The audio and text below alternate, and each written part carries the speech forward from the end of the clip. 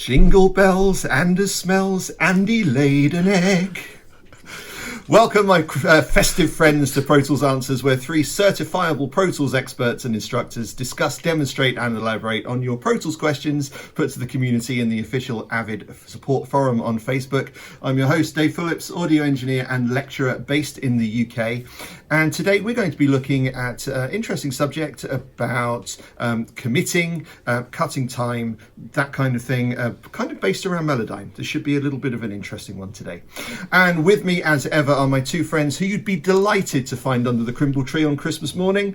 Bringing goodwill to all men, it's Anders Motz at Tonkraftwerk in Austria. Hello.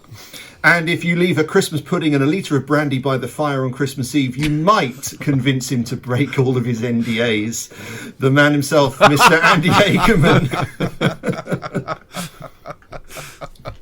Is a litre enough, Andy? Is a Christmas pudding enough, Andy? Not these days. He's an expensive man. We're very lucky to have him, and it doesn't even cost us a Christmas pudding. Before I start, I just want to give a shout out and a very Merry Christmas to our other Patreon supporters who are wonderful people, generously supporting each month. Many thanks to Don and Mike and Matthew and Gregor and Eric. We continue to be festively grateful for your support and all of your help here at Pro Tools Answers. Say thank you to the boys. Thank you, boys. And if you would like to support our weekly work here at Pro Tools Answers, you can head over to patreon.com/Pro Tools Answers, and you can select a support tier over there. And if you also wanted to head over to protoolsanswers.com, you can subscribe over there, where Andy writes to you every week. Is this not true, Andy? This is true. We're all lucky people to get Andy's email every week. So today we're discussing a question that Nick put forward. It was a little while ago, but a very, very interesting question that we've been looking to get onto. His question is this. I need to do a radio edit and lose a verse, which is 8 bars, from a finished mix that contains the Melodyne plugin on several vocal tracks. How should I approach this edit without having to redo the auto-tuning? Is there a fix? So there's a couple of things in this question. We're going to be talking about how to deal with Melodyne, which kind of leads us to committing, because there's an interesting complexity with Melodyne. Well, it's certainly version dependent anyway. We're going to look at the differences between committing and freezing. And we're going to look at some cutting time, maybe even adding in time, how we can manipulate our main playlists to add stuff and take stuff away. Now, you guys are not necessarily Melodyne users, are you? I'm not one, but I just in the course of my music writing, I just usually don't have to. Yeah, I'm an occasional user. I so rarely have singers in the studio, sadly. I love working with singers, but I'm so rarely recording them. So. See, Anders only works with proper people who always play in time. They always sing in perfect tune. He never needs to do any kind of quantizing or any kind of pitch that's not shifting true, because I'm playing on most of my own stuff. And that's just a mess. I need to edit quite a lot. Yeah, just between us, the last time I had to use Melodyne was on my own tuba playing. That's how far out of practice I've gotten. I'd just like to point out that that's not a really small tuba. It's just that Andy is enormous. I am a huge man. Right then, let's just discuss Melodyne briefly. Mm-hmm. And we can talk about why this is particularly important. Now, if you were just recording a regular vocal or any regular instrument into your thing, you'd be able to cut it up and be able to slice out things without any kind of problems whatsoever. But the Melodyne thing adds in some interesting complexity. Let me just hide my meeting controls. So, and again, I think this is probably version dependent. There may be some different ways that Melodyne works in some of the bigger versions. I'm using Melodyne Editor version 5, which surprisingly is actually working under Monterey. I was quite surprised to find that this morning. Anyway, nice. Yeah, so what happens is when you're doing Melodyne editing on your vocal or bass guitar or Anders. What we need to do is we need to actually transfer it into the plugin. So essentially, we've got my vocal here, which exists in my clips. And then to get it into Melodyne, we actually have to transfer it into the plugin, if essentially recording it into Melodyne. And then there's an alternative audio file that Melodyne is reading from. So that automatically disjoints our session assets. And Nick's question is, how can I commit Melodyne? It's quite simply, we have to then bounce it back out of the Melodyne plugin and render it actually back onto our playlist to be able to do that. And we have a couple of ways that we can achieve that. But just beforehand, this might end up changing a couple of people's workflows, actually including mine, because the ideal way, I think, to be dealing with any kind of editing like this, even the same with instruments, MIDI, is once you've tracked it, is it worth doing all of the quantizing and the pitch shifting then before going into the mixing stage, guys? Would that be good for you? Yeah, I'd do that. Oh, definitely. For certain, yeah. Because it's a little bit of a modern workflow these days to do things as you go. Add plugins as we go, produce a drum kit with all of the stuff, and then move on to recording bass, which ends up leading to lots of questions about latency, doesn't it? So it's not necessarily a standard of everybody's workflow to record, edit, and then go into the mixing stage. So this is something that I'm going to have to change in my workflow, because I pretty much sit with all of my vocals in Melodyne until I'm ready to print at the end of the session. It's not necessarily the best way to go, I think. So check me on this. I want to make sure that I'm explaining this the right way, that I'm understanding it the right way.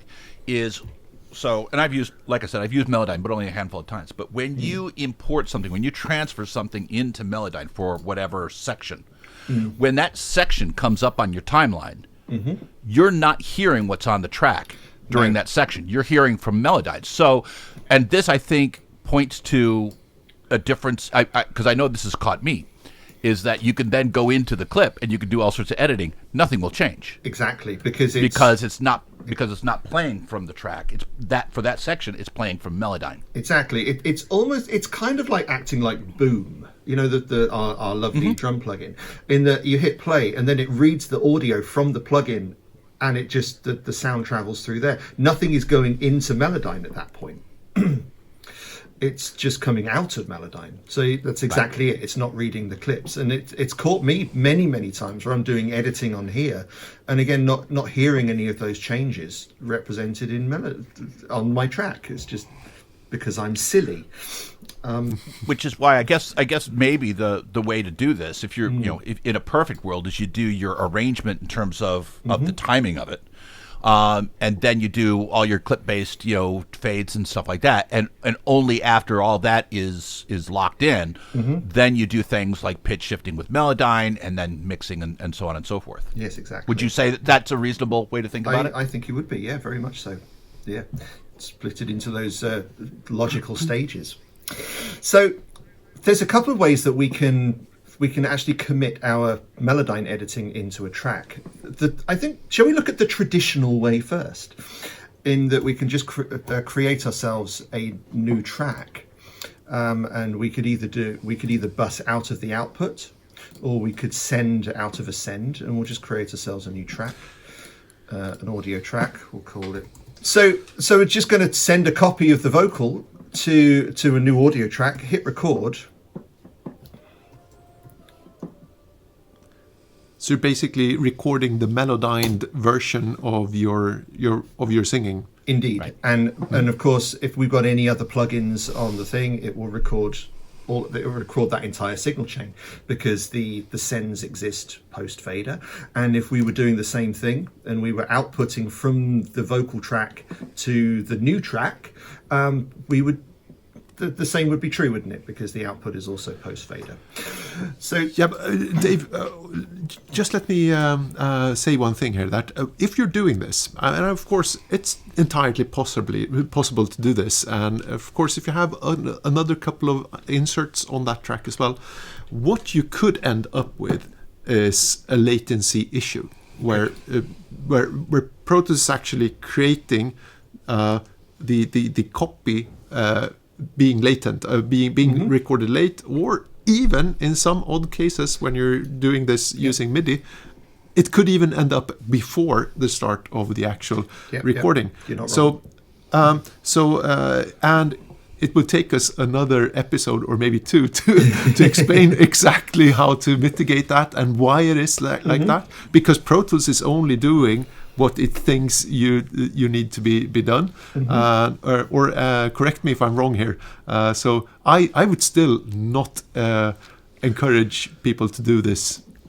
Well, indeed, Sure, and we're going to move on to talking about the built-in options for this. As I said, I was just setting down. This is a traditional way of doing it. This is how we've always done it in the past. And now the conversation will naturally move over to Anders, who is going to tell us how to. Dying to tell us how you do it. Master instructor Anders, who's going to tell us the actual way to do it. Dave, sorry, I didn't mean it like that. Okay. So what I would do in this case, if I really wanted to, like Dave said, you already used the word here, commit something into this track. The best way for you to do that would be to right-click on the track that you want to commit or re-record, and select commit from the drop-down here. So as you can see here, you can commit the selected tracks, and this, by the way, you can also. If you click exactly where you are right now, Dave, you could even do the edit selection if you have done a selection. So you can do just a part of this. Yeah. And the most beautiful part about this is all of the other alternatives that are below here. So you can consolidate clips, meaning if there are separate clips, you would end up with one continuous clip instead of having these separate, which is sometimes what you want, and sometimes you want to keep the clips separate. So you can, that's your choice, of course. And you can even render in the automation, which volume and mute and the pan automation. Usually I don't do that because that's something that I want to do later at the mixing stage. And of course, this is really good. You can copy sends and even the group assignments. So if you've assigned a group, you can continue with that group. And then also insert after last selected track seems like a good solution. But the next thing here is the beautiful part. Source track. What do you want to do? Hide and make inactive means that the session will still keep this track, but it will become inactive and be hidden. So that's something that I use a lot. I don't want to remove it entirely from the session. I want to be able to go back to this. You can just make it inactive, which will make it inactive but still visible. If you delete it, it's hardcore. It's properly deleted, which is a destructive feature in Pro Tools. You can't undo that. And that, of course, as Andy taught us a couple of weeks ago, that will also clear or your undo queue. So that's something that I never do, or very, very rarely. And do nothing is, of course, do nothing with the original track. Just leave it. Yeah. You can do this offline, which is great because usually it's faster than real time, not all the time. But if you have some kind of hardware processing on this track, so maybe you've inserted a hardware compressor or something, you obviously need to do it in real time for Pro Tools to be able to include this processing. Yeah, indeed. So I'd go for offline here. Cool. Well, we're certainly not going to go offline for the demonstration. So let me. By the way, that's what I do. I think that's, Dave, what you do a lot as well. I think I said I never render automation or volume automation. I did it today, actually. It really comes down to if you've got a premix that you want to print. If you do, then have at it. If it makes sense, do it. But usually I do what Anders does. I leave panning and volume and mute unchecked for two reasons. One is that you can you keep that automation curve. The second thing is if you've got that track, and so that this is a vocal track that is going out of a stereo output. It's a mono track going out of stereo output. If you render the automation, if you render the pan, it becomes a stereo track, and in a mix that becomes a little bit harder to manage sometimes. The other thing too that I like is go ahead and cancel out of that if you would, Dave, and put a plug-in after Melodyne. Something you would normally put in. Great, channel strip, something like that. Now,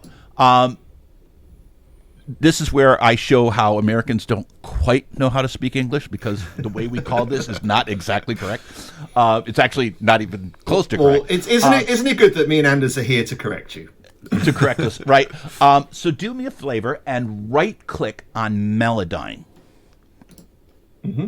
And it says commit up to this insert. Mm-hmm. It should be commit through this insert, right? Okay. So commit through this insert. So if you go ahead and click that, then you're going to see that you can render volume and mute, but you can't render pan because it's only committing up to that point. Mm-hmm. So go ahead and uncheck volume and mute, and choose to, just because I want to show what happens, go ahead to the source track and do nothing. So you can see both of them together. Mm-hmm. Go ahead and render that, because I want you to see what you're going to get. This is such a fantastic feature. I use this a lot, and I'm sure both of you do that. So you'll see what you hear. The track immediately below it, the one that says dvox commit 1, mm-hmm. right? You could see here that Melodyne is gone because Melodyne has been committed, and all those changes to Melodyne has been committed. But the channel strip and all the automation and everything beyond Melodyne has remained unchanged. So, and I do this a lot. For me, I do this with virtual instruments a lot, where I want to start to remove my my load from virtual instruments, and also to change that to an audio track where heat can be applied to it. But all the other things, I've got FabFilter Fever right now. I'm using FabFilter on like everything. And so on all these tracks, I've got the FabFilter EQ, and I want to keep that. I don't want to commit that. I want to be able to play with it later on, because the mix is going to need to evolve. And that's a nice workflow for me. Still using commit, but not committing the whole track entirely, just committing up to a certain part of the signal chain. Yeah, and up to, because that could be a potentially tricky one to understand anyway. Because up, you kind of think up that way, right? But it's it's working top down. Yeah, so it's committing Melodyne, but it's ignoring everything below Melodyne if you select up to this insert. Is that right? Yeah, I guess for me, I think of up in terms of signal flow, right? So anyways, if you right click I understand. Yeah, so signal, plug in, and up to that point, but it's the word up that it's the word makes up me that think can be that's your up. That's exactly right. Yeah. They might be thinking altitudinally rather than signal flow wise. In fact, I'll bet you that's what they were. But anyways, both of those are great ways to work. And the cool thing is you can choose what to make ineditable and what you can make editable. And Dave, why did we do this in the first place? Well, because we want to be able to cut out certain parts of the vocal track. Why can't we? Sorry, go ahead. But why can't we do that when we have Melodyne on a track? Because all of these edits exist in another file. We're not actually cutting the specific file or making any changes whatsoever. If we were just to cut through the Melodyne plugin, we'd end up cutting out, say, an entire thing of verse. But that's right. The beginning of that time there would still exist in the Melodyne thing, so it would just play out of time. So you would need to transfer that into Melodyne again and redo your editing. Is that correct, Dave? Well, so that's why we committed in the Melodyne tuning into the. Yeah. Okay. Great. It all depends on when you make this decision. You could in the recording stage you could have decided you want to cut out a verse. Before doing any of the Melodyne work, so you cut out the part. You're making the edits on the timeline as a whole. So you're making the correct, kind of chops there, and then committing into Melodyne. But Nick's question was all about, well, I've already done all that. I've gone way down a rabbit hole, a mix rabbit hole. Right. The mix is done, but now we want to chop out stuff. So how Right. would you now chop out the stuff? In this case, like I want to remove bars 17 to 21 in this case. So how could I do this now? So let's hide that original vocals, because let's make it inactive and hide it, because that would be the case if it was the real deal here. Well, so if you right click on the original DV. Well, I think what I'm going to do first exactly. is save another version. Yeah, that's great. Good idea. Because this is definitely because I'm making an incredible change. So let's do that as V10. Then I'll start getting rid of the stuff that is not going to be relevant to this session anymore. So that track is going to be completely irrelevant now. So you're actually deleting this. You wouldn't hide and make it inactive instead? No, I still have the track available in another session. So if I wanted to bring it back in at another point, I could quite happily I could just use import session data. I think I'd only want stuff that's on the timeline that's relevant specific to my session. Okay. Right. So I'll hit delete. That's going to get rid of that, and I've got just my vocal track now. So Anders, so we're going to end up talking now about how we can cut out time completely. Do you guys have a session that you want to talk about this with, or are you happy to continue with this one? No, I think you have the perfect session here. So do you want to do this, Dave? How would you go about cutting out these? Well, let's cut out like bar 17 to 25. Let me just check first that I do actually have everything is either MIDI or audio, because if there is anything else that is in a different state or frozen, it's going to halt everything. So I think we're okay. I can't see anything else there that's going to be problematic. Yep. So Anders, give me some things to do. Yeah, so a great feature in Pro Tools is the ability that you can cut out or insert time. So what I sometimes do is I first make a timeline selection of what I want to cut out. But you don't have to do this, but that's usually something that I do. So basically, if you make a timeline selection between bar 17 and let's do 25.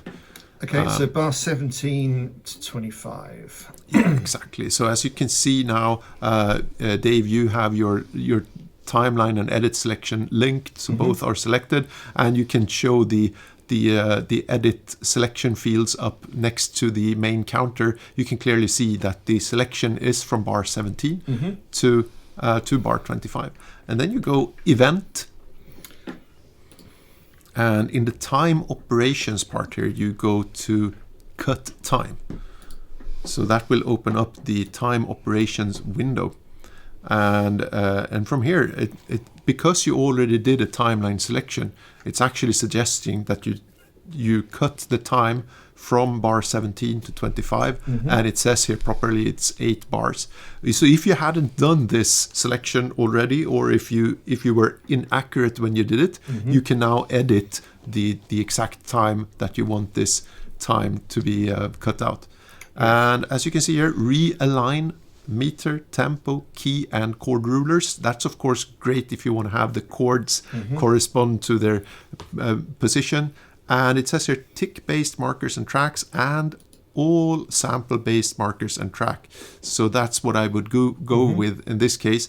And I just hit apply, and that would cut out these 8 bars. I would not click apply at this point. Oh, what did I miss, Andy? Because at the very bottom it says warning, hidden tracks will not be affected, which can bite you. So before you do anything, I would take a look in that tracks list to see if you've got any tracks that are hidden. Yeah, I haven't. I did actually do some management on this session before coming into this one. So everything that's on the timeline is relevant. Yeah. So you don't have to close the window to do that, but it is one of those things that you always want to make sure to double check before you do it, because any hidden tracks will not be affected. One other thing, by the way, if you use the markers ruler the way that Dave does, which is really good. In fact, this guy was saying he wants to cut out like a verse or something like that. Yes. So to do me a favor and close that and go ahead and place your cursor somewhere before V1. Before V1. On the markers ruler. On the markers ruler, sorry. Okay. Now hit Shift and Tab. It makes a selection on the timeline of that in there. And Dave's already done most of the hard work that he needs to, so he's got some time on there. And now you go ahead and do your cut time.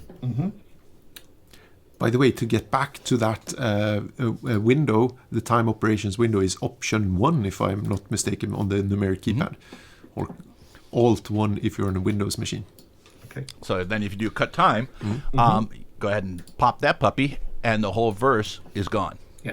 Including the rulers and all that stuff, which is great. And it's everything that's tick-based, which is our markers, which is any of our MIDI stuff.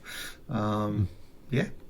Yeah, and all sample-based stuff as well. So, and of course, everything is now renumbered, and everything is in order, and all of the markers, as Dave pointed out. This is why it specifically states: do you want to include all of the sample-based tracks? Because it's not. It may not be a natural part of people's workflows to change every track type to tick-based. We can either work with our tracks in either 6 or samples mode, and you just want to include everything. And the other way is that you can actually, if you know how to work with that, then you could set, for example, a narration track to be sample based, and all of your music tracks to be tick based, and then you could use that to exclude out a narration that you don't want to if you're doing post production all in one session. So that's just another way you can work it. As long as you understand how it thinks, everything's good. And the thing here, and I think a lot of people will look at this and go, well, I could just put myself into shuffle mode and select all those and hit delete. But what you didn't see happen is that up in the top, up in the tempo ruler, in the markers ruler, and all of that stuff moved. So you're not going to get any surprises as far as tempo changes not being applied at the same time. So if I want to do a cut or a splice, and I think, Dave, you're going to show this next, the add time is something I would do as well. Instead of dragging stuff, I would use the insert time rather than shuffle mode or just dragging clips manually. Yeah, so we could extend our lead break out here, for example, because guitarists like to show off and show off as much as possible. So we've got let me just do a slightly different thing to what Andy was doing before. We can make the same selection with the memory locations box. There you go. Yep. So we've got an 8-bar loop, an 8-bar selection right there. That's double that. We want to show off even more with our guitar, so we'll do the same thing. See if Anders' little option 1 shortcut works beautifully. But we're going to shift. We're going to shift over to insert time, which is going to start at 98, which is right there. Actually, no, it's not. It's going to start at 105, isn't it? And I want it to last for 8 bars. So it's. I think it should be 106. Is that? Am I seeing this wrong? No, it's 105, 113. I should have put the length in first, then it would have done the calculation for me. Exactly the same thing. Make sure your time signature's correct. Click apply. It will chop everything out, and then it will add you the space to be able to, let's say, double up our lead guitar break. Right. It's like splicing tape. Yeah, kind of. Yeah. Great. So obviously committing the track is what made this possible, and it was a great move because you could now use the cut time feature to just cut it out. But couldn't we have used track freeze instead of committing? So track freezing, this button here, isn't it? And then what it does is there's no content on the timeline. Maybe you should go back to the original session, Dave. That's a good idea. Okay. So go back to your version. Was that 8? I think. Okay. No, that's a good idea. Hold on a sec. Cancel that. Just cancel it. Revert to saved.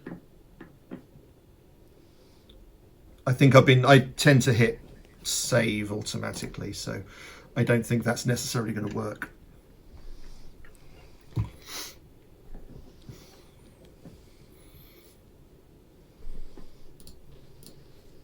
Do you want me to ask it the question again, or are we good? Yeah, prime the question again. I'll splice it together somehow. Okay. Yeah, so committing that track with Melodyne was what made... Let me do that again.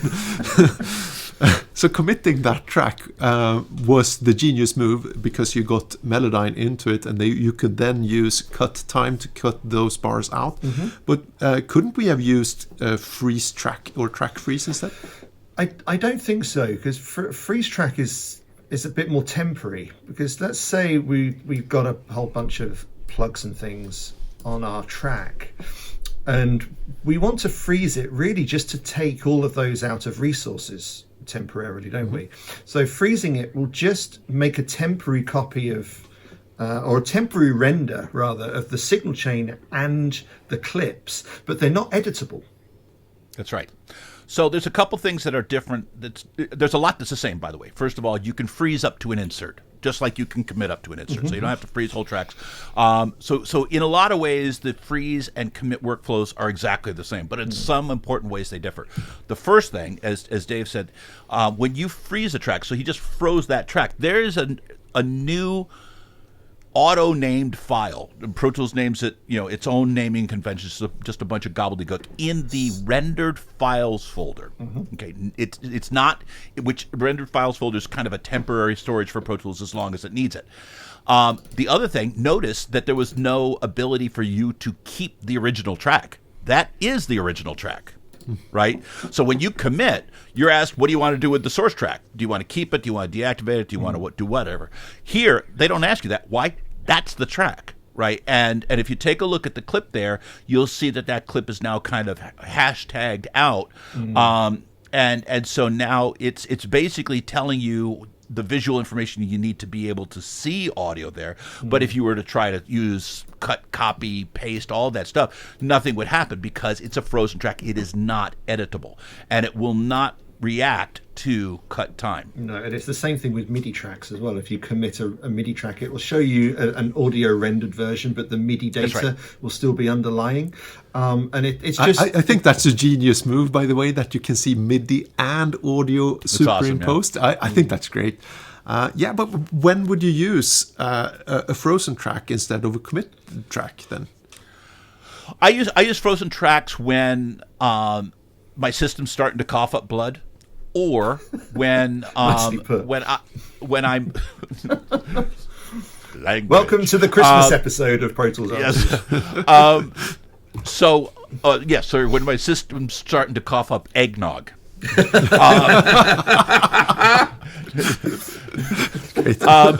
Or when I know I'm sending a session to somebody. So let's say I'm collaborating with somebody, and I know or I suspect that they don't have a plugin that I have, and I want them to be able to hear that, but I don't want to print it. I don't want to commit to it, but I don't want it to go away either. So, for example, I've got a real nice virtual instrument that I'm just absolutely in love with, and I'm fairly sure that both of you guys don't have it because it's ridiculously expensive.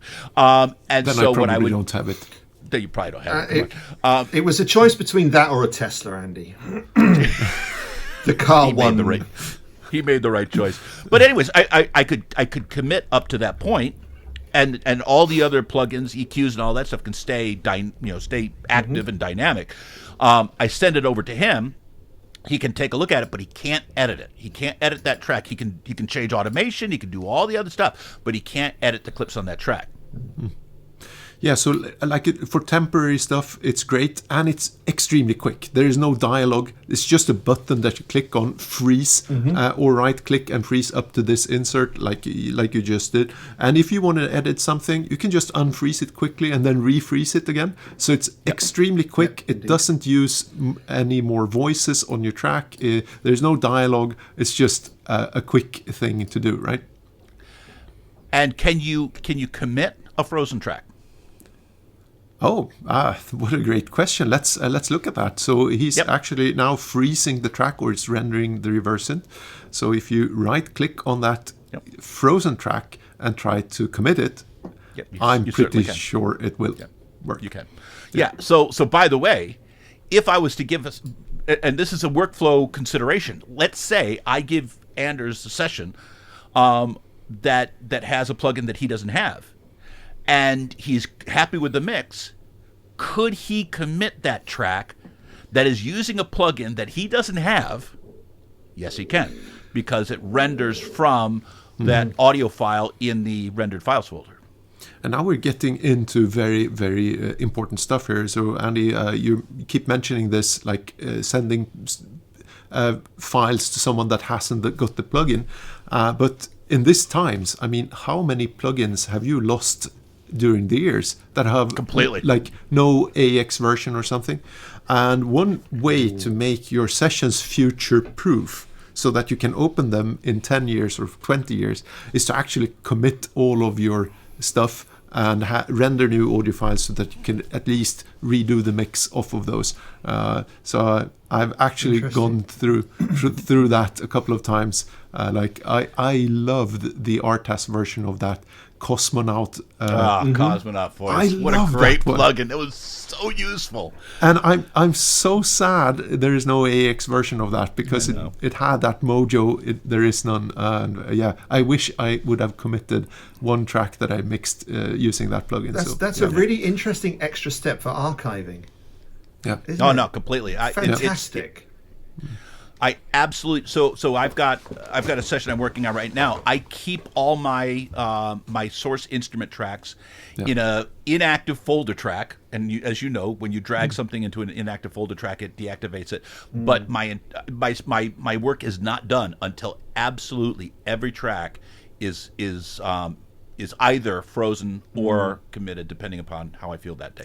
Both of them have the same result. You don't need the plugins after that point. It's totally different. It's totally different scenarios for me. For some of my sessions aren't that important. They're quick in, quick out. I don't do this. But if I'm working on something that's really, really high profile, that's what I do. I commit all of my tracks and do a backup of that. And that makes a lot of sense, because it's the client's property at that point. You're thinking of future proofing, right? I mean, it depends on what. So a couple of my sessions, I know the question that you would ask now. So all of your clients aren't that important. Well, that's what I was going to say. It's like we've now found the reason why he doesn't use Melodyne. It's not because he has great people in the studio, it's because he just doesn't care. No. So let me explain this situation. So a lot of the times, like if I'm doing a post-production thing where there's a music track and then there's a dialogue track, I know I can recreate that sound with any plugin, right? But if there's something that is really, really like Melodyne, that's actually something that's worth committing into the track, because it's not 100% certain that you can get the same result using something else, right? That's a good recovery. And he lays it up at the 3-point line, and Anders just dumps it right in. Oh, dear. Great. So we've gone through committing, we've gone through freezing. Differences between those two, cutting time, adding time. Yeah. Anything else that could potentially relate to this question? To his question, commit the tracks that have Melodyne on it, and then use cut time. Bob's your uncle. You're done. Mm-hmm. Great stuff. Thank you very much, Anders. Thank you very much, Andy. You guys are awesome. Happy Christmas to both of you. And Christmas to you. All leaves me to say is, if you've enjoyed what we're doing, just subscribe to the channel, please. Subscribe to the channel. Hit the thumbs up thing as well. That really tells YouTube that you're liking what we're doing, and it helps to serve out our videos to a lot more people. If you want to be notified of when we're releasing new stuff, you can hit the bell icon as well. I've mentioned you can head over to protoolsanswers.com. You can subscribe there, and Andy will write to you once a week. You can head over to to patreon.com/protoolsanswers, and you can support the show if you feel so inclined. And you can pick up merch. Andy, tell everyone about the merch. Can I tell you how much I love this hockey jersey? People are starting to think that I don't have any other shirts, because I wear it all the time. It is such a cool shirt. And you're saying you're wearing it all the time, but you actually have a couple of them, right? I have 3 of them. Do you wear them around the office to make Avid take more notice of us? I haven't been to the office in 2.5 years. So that's a no. That's a no. I have worn it on calls, though. I was about to ask, do you wear it on calls? Yep. I have worn it on calls. I view this as wearing my gang colors. We're in a gang. This is the Anders, we're in a this gang. This is the Crips and the Bloods of Pro Tools geekdom. Amazing. Sure is. Amazing. So where can you buy these jerseys? Well, that's a great question, Anders. So you can go to ProToolsAnswers.com and click the store link up at the top of the page, and you will see an order form to get your very own personalized hockey jersey. And you will not regret it. If you do regret it, you can come to me directly, and I will apologize. It's an expensive plane ticket. Not going to lie. Come right over to Tokyo and give me a piece of your mind if you don't like this shirt, but you're going to love it. The complaints department has a physical address for actual face-to-face contact. There's no number. There's no email address. There's no P.O. box. You have to go. And then Andy will cry. I will cry. Watching a tall, homeless Santa-looking guy cry is just not a happy thing. And if you've got this far into the video, you deserve to go and get yourself a Pro Tools Answers shirt. You do. Yeah. Thank you very much, everybody. Happy Christmas to you, Anders. Happy Christmas to you, Dave. Happy Christmas to you, Andy, my friend. And to you. Happy Christmas to all of you guys. My name's Dave. This is Pro Tools Answers. We'll see you next year. We're out.